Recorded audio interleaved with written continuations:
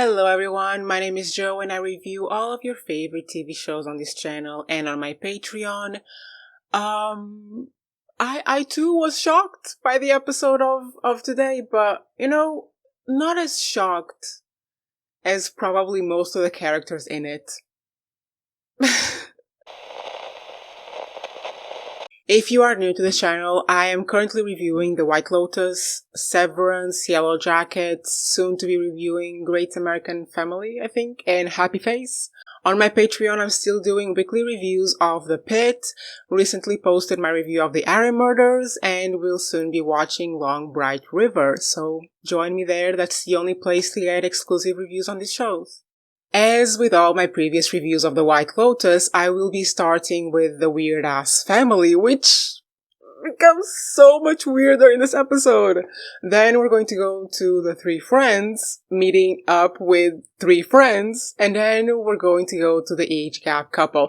Some of the discussions will maybe be a little bit intertwined because these characters are starting to, mix with one another. And after that, I will address Belinda, currently one of my favorite characters. Because poor Belinda, but also yes, Belinda. And then I will move on to the Lovebird security guard. Usually I do a more in-depth analysis of some of the shots, colors used, and even the symbolism with the monkeys and snakes, which has been very prevalent in this show. But in this episode, there's not much of that. It was just such a big blur. There was so much fun. It was so funny, like in many scenes. And so many strange things happened that I feel like that's the entire discussion. So let's go. First of all, I have to mention two aspects of this show that just absolutely set the tone for this episode. The first is the first initial shot of the episode, which if you've been watching my reviews, you know that I pay attention to the shots and the first shot usually establishes the whole episode. And this one does too, because the first thing we see is the moon. It's the moon party, moon fest, whatever it is. And it's kind of like tantalizing. It's kind of like it's telling us, I'm the moon, I'm a powerful, mystical object in the sky, and I'm going to put a spell on all of these people to behave like maniacs. Because this was an eventful night. And the other aspect that I want to mention that you probably felt throughout the entire episode, and I definitely felt as well, was the goddamn tension. Like, every little scene was built with so much tension, usually not just from the plot within each cluster, but from the plot of the clusters kind of mingling together with one another. So throughout my discussion of these people and these characters and these events, I will be coming back to this tension building because it was so goddamn good. Can you tell that I really enjoy this episode? Like I'm enjoying the entire season? Anyway. Starting with the Weird Family. We start at dinner with Piper actually telling her family what she wants to do there. And I mean, I was complaining about this in my last review, that she ended up not saying anything, and someone in the comments said, girl, just you wait. The night isn't over. And truly it wasn't over, because Piper tells them, and well... Mom's reaction is, first of all, hilarious because that's one of the funniest actresses in this show at the moment, but also consistent with what I've been saying since my first breakdown of the intro credits of this show, of this season, that there's this underlying assumption or maybe theme about the fact that rich people go to exotic places to vacation and consider the locals and even those places as below them, as savages, as uncivilized people. And when Piper is saying, yeah, not only do I want to spend a week here on vacation, I want to move here and live here and learn from these people who so inspire me. And the mother is shook. She's like, you want to move among the savages that don't even speak English? And I just thought that that was so consistent with the rest of the themes of the show, that we have been seeing hints of these ideas from the very beginning. And it's what I've been saying about the intro credits, that they kind of allure to this idea because we start on the outside of the resort with all the animals and then we go inside, and inside is where the people are at. This idea has been brewing, in my point of view, since the beginning, and then we see it here kind of being exposed, where Piper's saying, yeah, I want to stay here. I want to learn from these people. I think whatever they might teach me will be better than what you have taught me my whole life. And the mother is just, no, no, no. You want to live civilized, English-speaking country to come here. And by the way, the things this mother says are insane. She doesn't even know they are in Thailand. She doesn't know they are in Thailand. She thinks they are in Taiwan. And she says to Piper, you're not even a Buddhist because you're not from China. And you want to live in a dirty monastery with a bunch of people with no purpose in life? She was so funny. Like, I cannot wait for these characters' fall from grace, because it's coming. I mean, it's coming together with Tim's fall from grace, with the dad's fall from grace. And I know it's not gonna happen. I know it's probably just something from the intro credits that will never really parallel to anything in the show, but it would warm my soul. It would warm my soul if we saw a takedown, if we saw the locals invading the resort and taking down the rich people. I would be in heaven. Like, I cannot wait to see this character's downfall, because she is hilarious, but her comedy comes from how absolutely problematic she is. Anyway, and the whole time that this is happening at the dinner table, the dad is just sitting there confused, considering his own death. And he's literally, if you guys have seen this TikTok of this radio show where the guy gets hit by a car and then the girl calls into the radio show and they got separated because they were looking for her cat, and then the whole time the cat was hiding in the closet. That's who the dad is. The dad is this person, the whole time being like, wait, so it was in the closet this whole time? He's so out of it. And mom just continues on with her accusations towards this Buddhist temple, and she's like, what if it is a cult? My baby girl, what if they make you a concubine? And then she says one of the most hilarious lines of the episode, look at the Catholics, organized religion and deviant sex.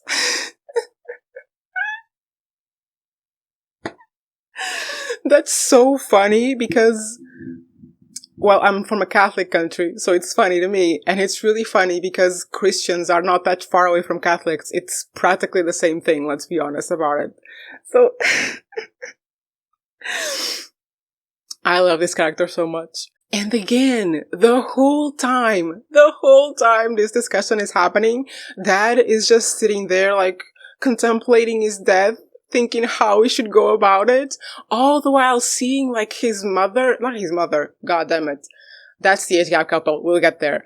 Seeing his wife complaining about this decision that Piper is making, all the while he knows perfectly well there is no way in hell Piper is going to have the money to come back to Thailand. So he's just there. Oh, I was an altar boy. Oh. This entire scene was so funny. Anyway, then we get the final line from the mom. She says, I don't even have Mylorazepam. I'm gonna have to drink myself to sleep.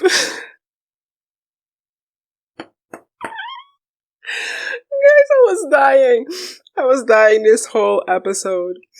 I really hope that baby girl never lives. And it's so funny because by the end of the episode with this part of the family, of the weird family, because they've been separated this episode, and by the end, the mom is in bed so worried, oh, what is everyone going to think about Piper being a Buddhist? What is everyone going to say? And all the while, Tim is right next to her thinking about everything that is happening back home, because people right now know for sure that he's wanted by the FBI. And it's so hilarious that she's wondering what people will say about her daughter being a Buddhist, something so innocent and pure, all the while what they're actually thinking is that they are criminals. because of the good boy, altar boy dad.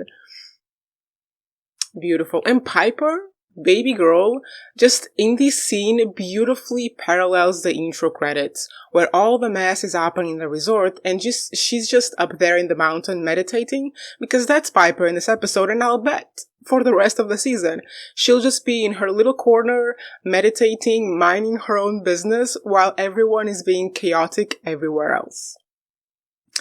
And that's the end of the Weird Families arc in this episode for that part, but then we have the brothers. Listen.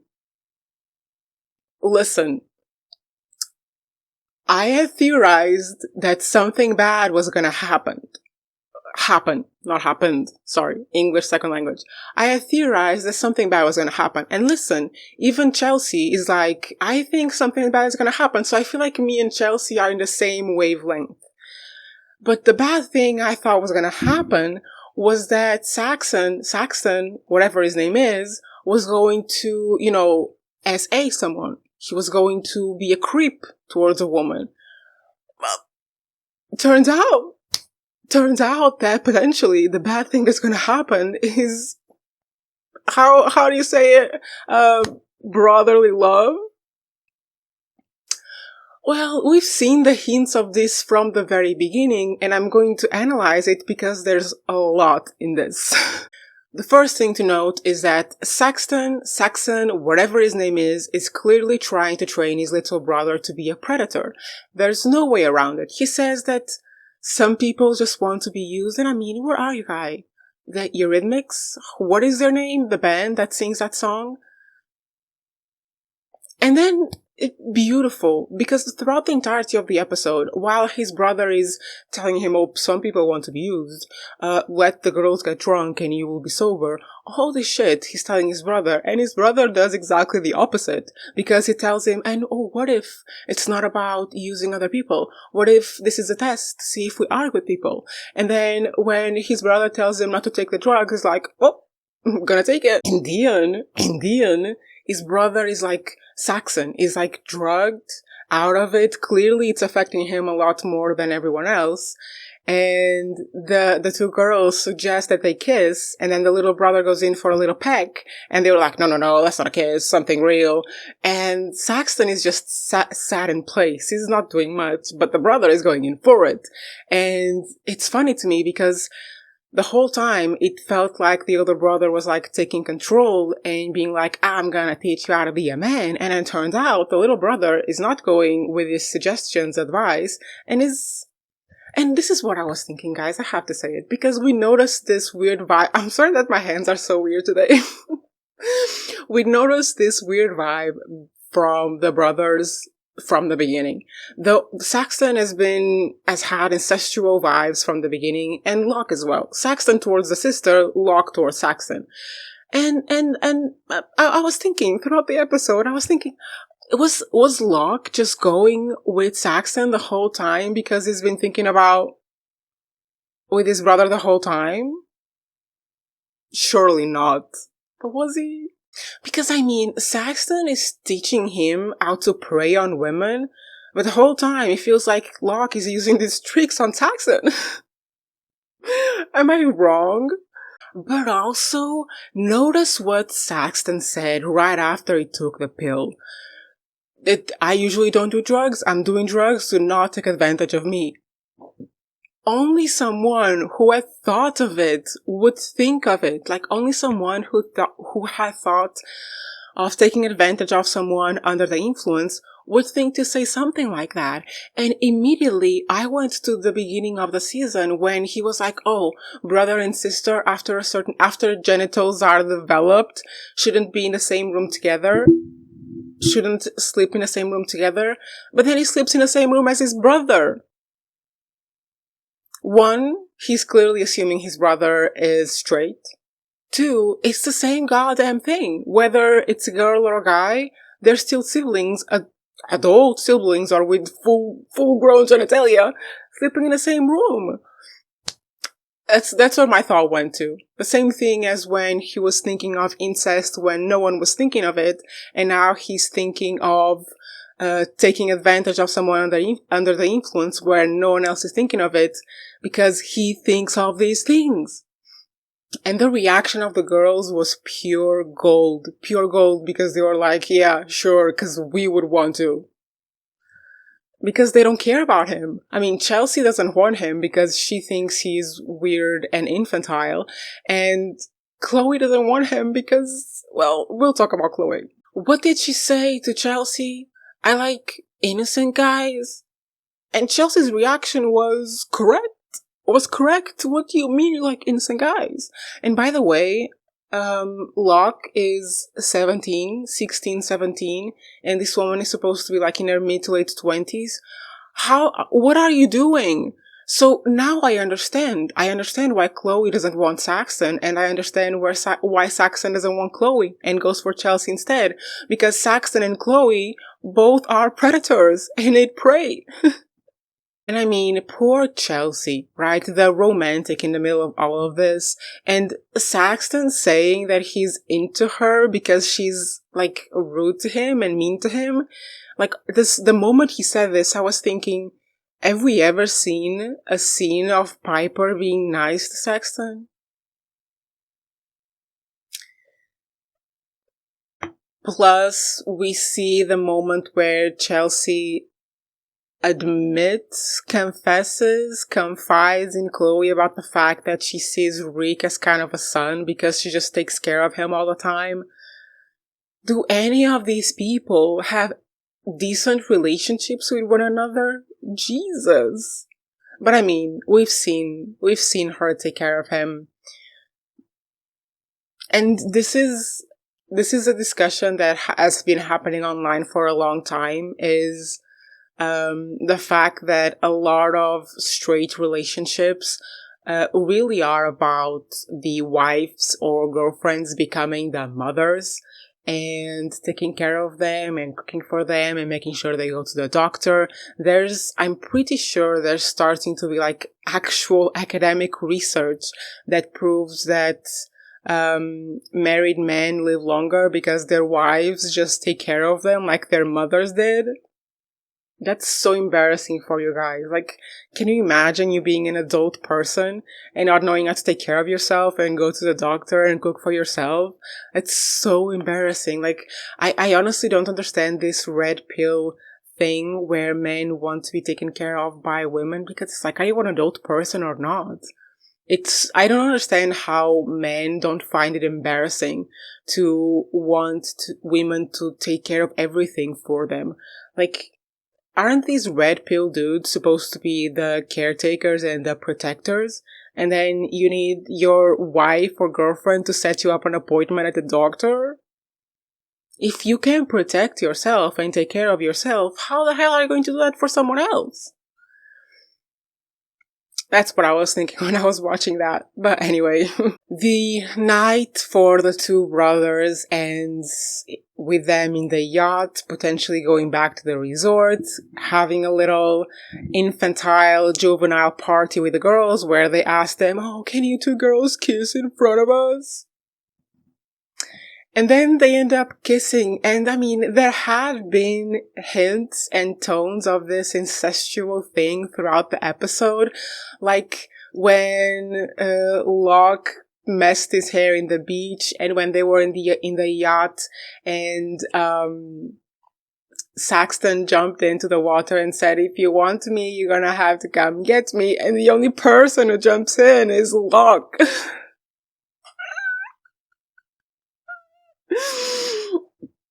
So, potentially, the bad thing that's going to happen in the yacht that I said was going to happen, that I thought was going to be SA, potentially is going to be some brotherly love. And then the next episode is called Denial, and I can see it for the two brothers, what they will be in denial about. I can see what Piper will be in denial about. I can see what the three friends are going to be in denial about. I can see what everyone is going to be in denial about. But especially the two brothers. Because you don't come back from that. I don't care that it was just a kiss. It was a kiss. You don't come back from that. Jesus. Anyway. Moving on to the three friends. I'm gonna start by asking this once again, this time about the group of guys. If I tell you friend number one, friend number two, friend number three, do you not know which is which? And we even get kind of a parallel between the two groups, because the only two people who take clothes off and show parts to, well, everyone else are what I consider the friend number three in both friend groups. Isn't that funny? This will be relevant because you see, in my previous video, I theorized that Jaclyn, whatever, I think that's her name, right? Friend number one, really was doing all of those shenanigans with trying to get friend number three together with Valentin because she was into Valentin, and well, well, we'll get there. And the dance scene was really fun, and we get hints here of the idea that friend number one, Jaclyn, wants to sleep with Valentin. And we also get another kind of hint, reference to this idea that friend number one loves attention, because when she sees the girls, supposedly appearing jealous girls on the bar table, beyond, she starts dancing for them, for their attention. They are kind of making fun of them, and I'm assuming that these young beautiful girls are making fun of the old ladies dancing with the young hot guys. But then this lady, friend number one, is like, oh, you're making fun of us, just watch me sexily dance with this hot young guy. And then she kind of wins, and she feels herself. And the whole time, I'm just loving the fact that friend number three is just enjoying herself. And it was all the way throughout the club, in the resort, to the time that she was heading back to her cabin. Baby girl is just enjoying herself. I think of all the three friends, she's probably the one person who will have the most positive attitude in the end about all of this, because the three friends are going to have a confrontation about all of this. They're going to have a blowout at some point. But I feel like friend number three is the one that's going to care the least. Let's see. And by the way, I have to say this. I didn't think I was going to be so dead on with Jaclyn being interested in Valentin and sleeping with him behind the friend number three's back. And it wasn't even I thought about it. It just came to me in the way that she was pushing her friend towards him. And then in this episode, I was thinking, have I done this before? Has someone done this to me before? Well, anyway, there was another aspect that I found really interesting, and here it's about the three friends and about the brothers, and it has to do with peer pressure into drinking/taking drugs. Because in both of these situations, in these two groups of people that are going out, the 3+3 friends and the brothers and the girlfriends, we see a moment of peer pressure. And it's funny to me that it's the most conservative, problematic people that are peer pressured into drinking or doing drugs, kind of representing them as repressed people who can't have fun. But really, they were making the right choice. If you have passed your own limits and you don't think it's good for you to drink or do anything anymore, you shouldn't do it. You shouldn't do it even if you are pressured into doing it. So these people that I completely disagree with, these characters, in this moment, they were right. And it's also funny to me that the one person out of these two people who stuck to her guts and did not give in to the peer pressure was the woman, because we all know that women have more to lose if they lose control of their senses of themselves.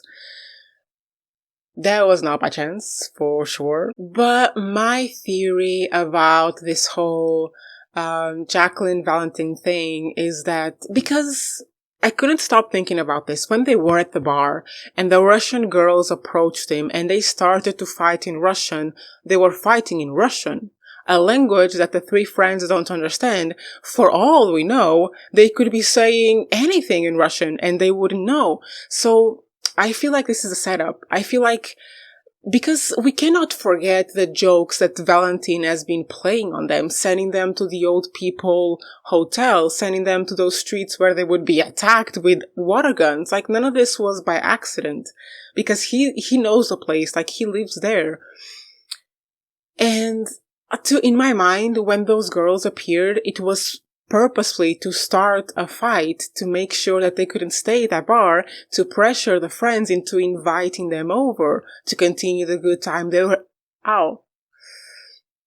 to continue the good time they were having. And then, like, the guys leave, everything seems okay, baby girl is scratching her ass in her hotel room, and then we see Valentine coming back for friend number 1, for Jaclyn. And he walks in, and she leaves the goddamn door open. And it even focuses on the door for a little bit. Like, in my mind, I'm thinking, baby girl is not safe. Someone is going to walk in. Maybe it's one of the friends. Maybe it's hotel staff. Someone is going to walk in on them to either witness that she's doing it with Valentine and, I don't know, betraying a friend, which is not really a betrayal. I mean, come on. But I don't know. I don't feel like they are being completely truthful with the 3 friends. And yeah, this is my theory, that they are trying to take advantage of them in some way, because I also think that the 2 Russian guys who are friends with Valentine were the robbers that robbed the jewelry store at the hotel. So yeah, let's skip this theory pact, because this is one of the things I said as well in my previous review, that because the snake was present in one of the friends, that was kind of a signal of danger towards the rich white people.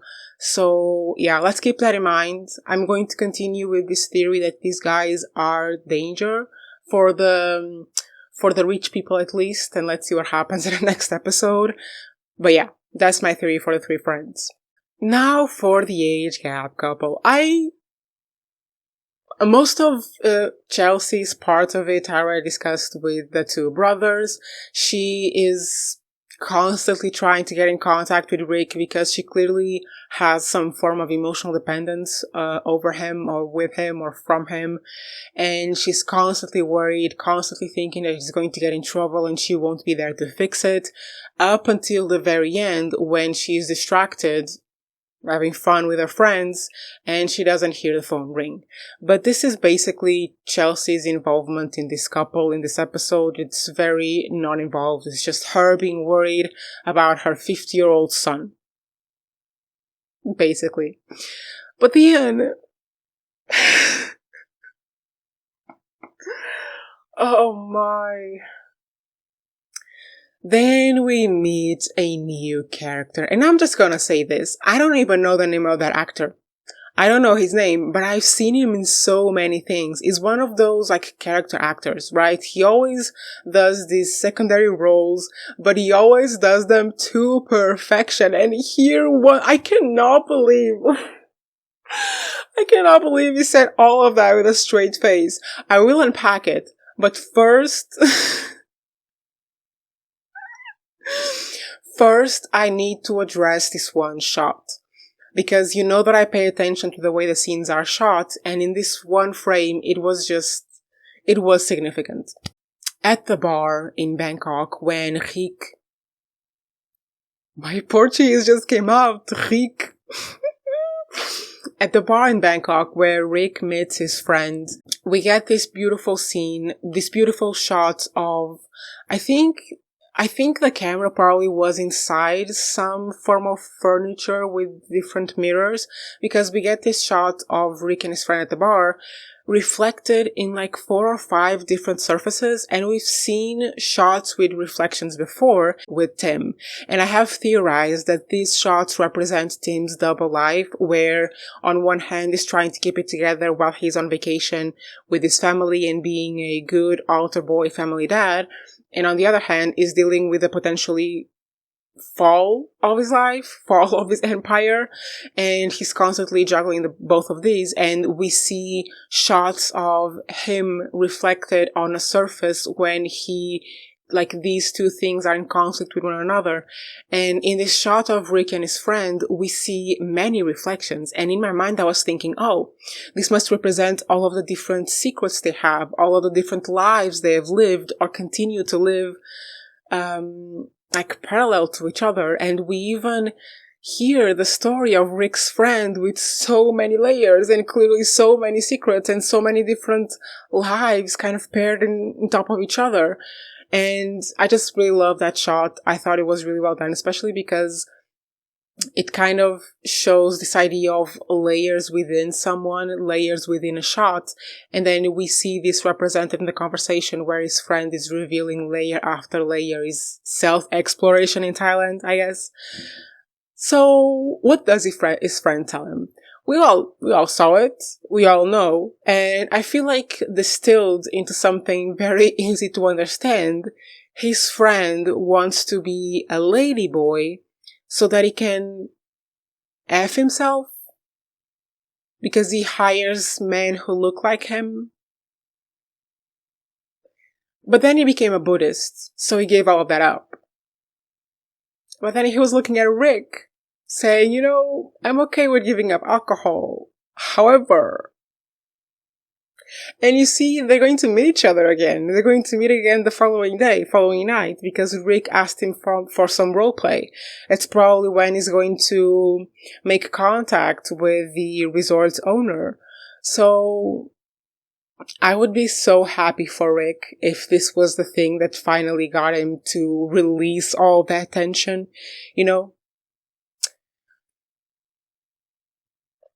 Let's hope. Can you imagine if Rick returns to the resort to talk to the lady who's been trying to help him, like the meditation lady, and he tells her, I found a solution. I found a way. I thought my way was going to be through violence. I thought I was going to have to use the gun my friend gave to me so I could shoot the owner of the resort, the man who killed my father. I thought there was going to be a solution through violence, but it turns out the solution is to go to the next level with my friend.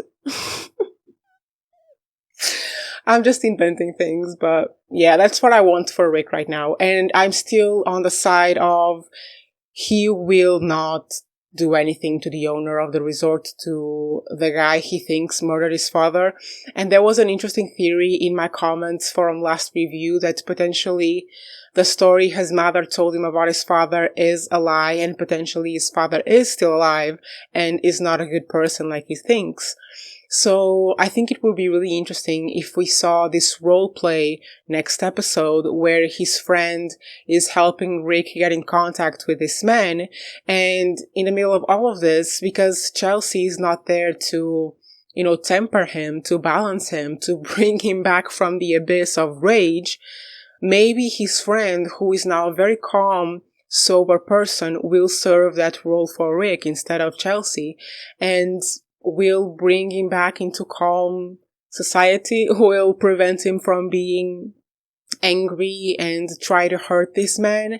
And all the while this is happening, maybe the man will reveal to him, what you think about your father is not necessarily the truth. I think this will be a fun dynamic. Him walking in with his buddy turning out to be someone who can level him and bring him down to earth and calm him down. And at the same time, someone to support him through this potential revelation that his father is not only alive, but not the good person he thought he was. These are my expectations for Rick for the next episode. As for Chelsea, the only thing I want is for her not to get hurt, because I too expect something bad to happen in that yacht. And honestly, I would prefer brotherly love, because at least the kid seems to want that. I would prefer brotherly love than Chelsea to be hurt in some way. But yeah, they're all intoxicated. None of them are in their right mind, so we will see. Potentially it'll be an orgy. Who knows? Anyway, Belinda, my favorite character. At the beginning I was like, no, poor Belinda, no. And then I was like, You go, girl. Yes, Belinda. Let's discuss this. First, baby girl Belinda has to deal with the fact that Greg literally threatens her by telling the manager that he's interested in her massages, knowing fair well that she would know that this is a threat. Basically, Greg is saying, I know who you are, you know who I am, we both know what I'm capable of, stay out of my way. And then baby girl Belinda comes to her senses, realizes, oh, this is a potential murderer who just threatened me. So she goes to the manager, she asks for help, she asks him to call the police, and he literally says, Belinda, we have to respect the privacy of our guests. Go be professional somewhere else. Poor Belinda. And I mean, this just continues my argument that I started in the last episode about the goddamn gun, because they brought in the gun to protect the resort guests from the criminals outside, because it's getting, the crime is rising. But then all the criminals we see are inside the resort, are the people in the resort. And now once again is the resort staff responsible for protecting the criminals, the rich criminals inside the resort. And he doesn't care about Belinda. And her literal life is at stake here because he is a suspect of murdering his wife. And I mean, he's a suspect in the show. We know he did it or was involved in the conspiracy to do it. And then we find out that the noise from the inside of the room was the lizard all along. She's freaked by it, but then she gets a freak on. And she asks the strong masseuse at the hotel to stay in her room and protect her. That was a fun one. I'm still, in regards to Belinda, I'm still sticking with my theory that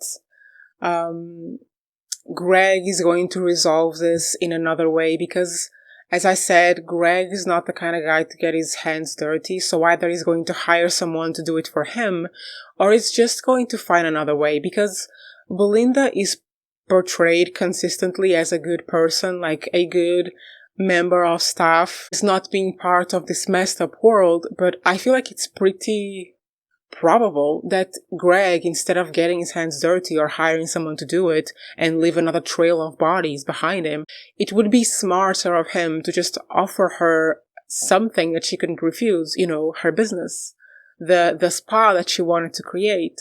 So I'm still sticking with that. I'm excited for the arrival of the son. It's going to be fun to have a new character, because clearly we got introduced to a new character this episode and it was hella fun.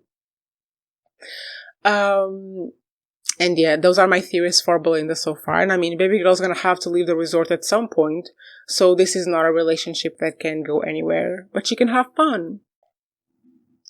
Now the lovebirds. I was so sad looking at that scene because baby girl was dancing so happy on stage, and she was happy that he was there and she thought he was there for her, and she kept dancing and looking at him and being so cutesy on stage, and he was there for the gun. He was there for the gun, and he doesn't have any courage.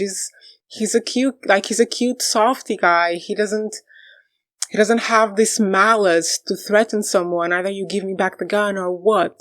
And yeah, it was just sad. He didn't even have the courage to report it because he's just so afraid for his job that, he's just hoping nothing bad happens. But my hope is that in the next episode, he will talk to the security guard who gave him the gun. He will come clean to him and ask him for help, because the security guard that gave him the gun is the kind of guy that could go to the dad, to Tim, and be like, give it back right now. That's what I hope, because I don't know that Tim can survive another night with that gun in his hand. Oh, and I was forgetting about this. We ended the episode with Tim praying to God to tell him what to do.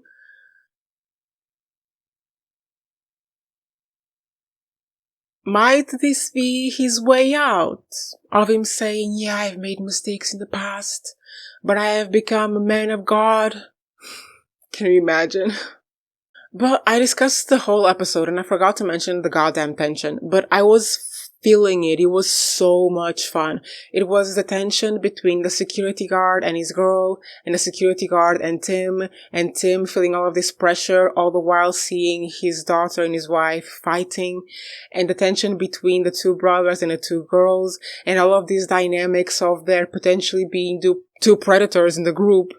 And then the Locke, who seems to have some sort of attraction for his brother, which is so weird on so many levels. But then Chloe would still be down for the foursome, even though they are brothers.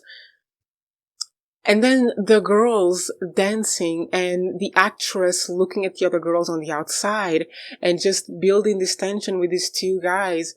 And the whole thing, them going to the pool and the Christian Trump supporter being shocked by everything that is happening.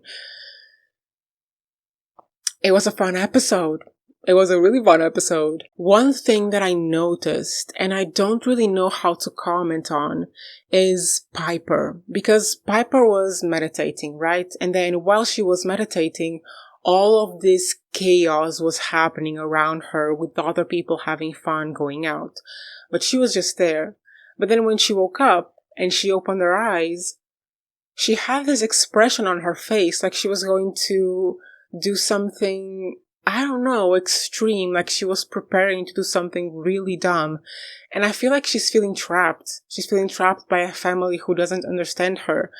And I want to believe that the really dumb thing she's going to do is just leave the resort and go live with the Buddhists. But what if Piper finds the gun and is the one, like, is the trigger man?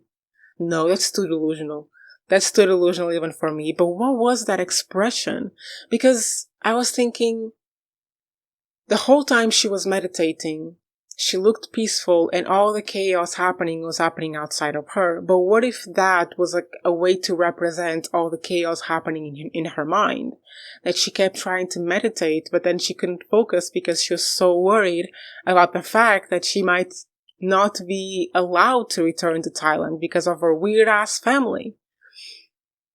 Something is going on with Piper, and I feel like of all the characters, Piper is the one that we haven't really seen being involved in anything, and in a way that definitely parallels her intro credit scene where she's meditating high above everything else. But that expression on her face tells me that there's something to come for Piper as well. And I was saying this about the three friends. For the longest time, they were just chilling. They were just chilling, not doing much, being furniture, basically. Having some little fights and whatever, but nothing major. But then last episode and this episode, there was something major for them. What if Piper's major episode is still to come? Whatever happens to this girl, I hope she is in the Buddhist temple meditating while the shooting is happening. Anyway, guys, those are all of my theories and reviews and predictions for this episode. I hope you enjoyed the episode of the show. I hope you enjoyed my review. Everyone was freaked out today, and I had fun. But anyway, leave me a like, comment, share, subscribe to the channel, check out my Patreon. I'm putting 2 TV show reviews a week out on my Patreon, so that's fun. And yeah, I'll see you back here in a week for the next White Lotus episode, and in a few days probably for another TV show, because I'm covering so many of your favorite shows here. Bye, guys.